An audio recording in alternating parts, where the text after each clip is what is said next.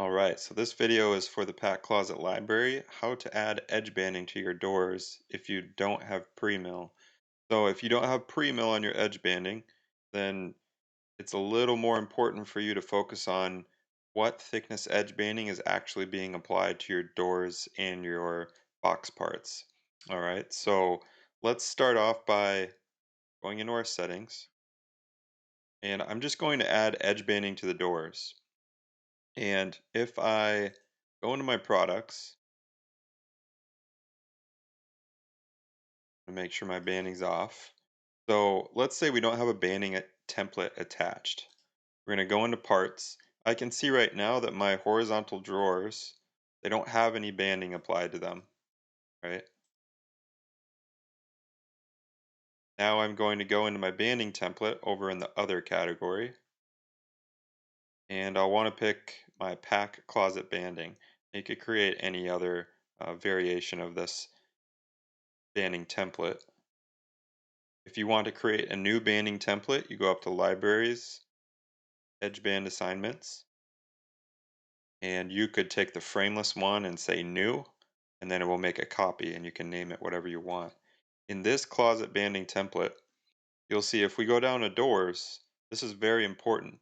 We have 3, 3, 3, and 3. We click on that, we'll see that edge banding 3 is assigned to all 4 sides of the door, right? So if we have this banding template selected, we go into parts. Now our drawer fronts have 3, 3, 3, and 3.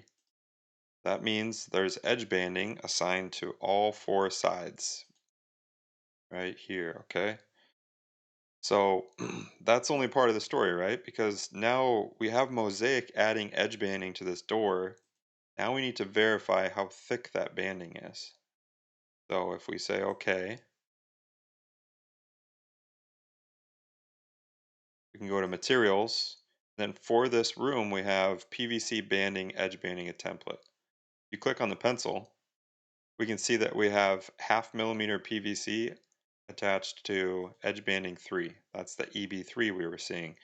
So that means that your drawer front is going to subtract 0.5 millimeter from all 4 sides. Now, if you did all these steps and you still don't have any edge banding showing up in here in your parts tab, that's because you don't have banding turned on for that specific door or drawer. So if it's turned off, you can go up to libraries and doors, go to the closet doors, and I'll just pick this lab H drawer. Now we have banding selected. All right.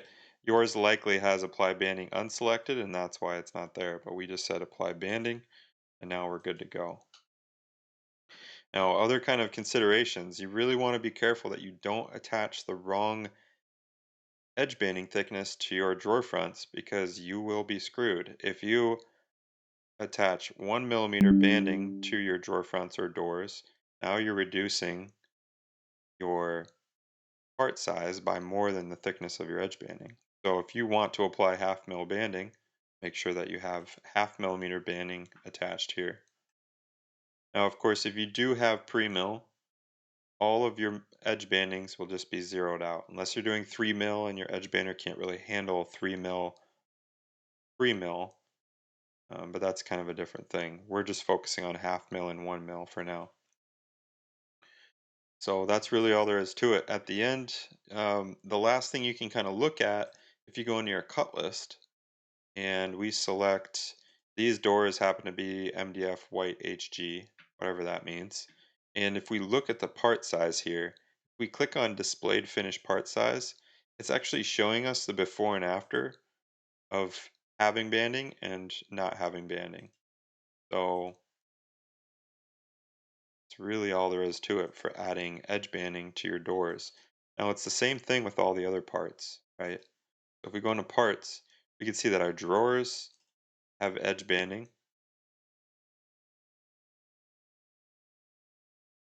These drawers are adding edge banding over here because of the way this drawer box is shaped, so we're just going to let that one go.